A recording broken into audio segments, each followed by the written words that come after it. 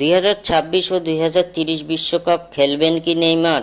এবার এ বিষয়ে নেইমার মুখ খুলেছেন। নেইমার জুনিয়র ব্রাজিলিয়ানদের মধ্যমণি। ব্রাজিল দলের হয়ে এখনো কোনো ট্রফি জিততে না পারলেও ব্রাজিল দলে নেইমারের বিকল্প যে নেই তা সবারই জানা।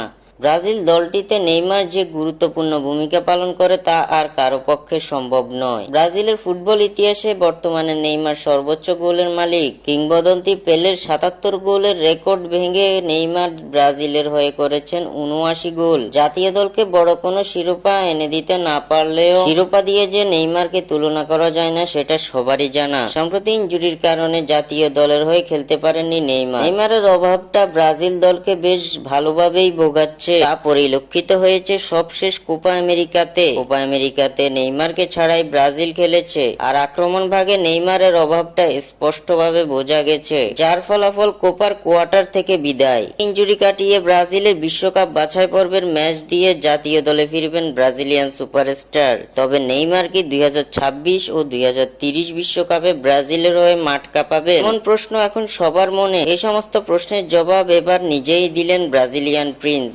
সম্প্রতি নেইমার জুনিয়রকে 2026 বিশ্বকাপ খেলা নিয়ে প্রশ্ন করেছেন পর্তুগিজ এক সাংবাদিক। তার প্রশ্নের জবাবে নেইমার বলেন, ইনজুরি মুক্ত থাকলে শুধুমাত্র 2026 বিশ্বকাপ নয়, 2030 বিশ্বকাপ পর্যন্ত খেলতে প্রস্তুত আছি। যদি ঈশ্বর আমাকে সুস্থ রাখেন তাহলে 2030 পর্যন্ত খেলতে চাই। তাছাড়া এখন আমাদের একটাই লক্ষ্য, তা হলো 2026 বিশ্বকাপ জয় করা।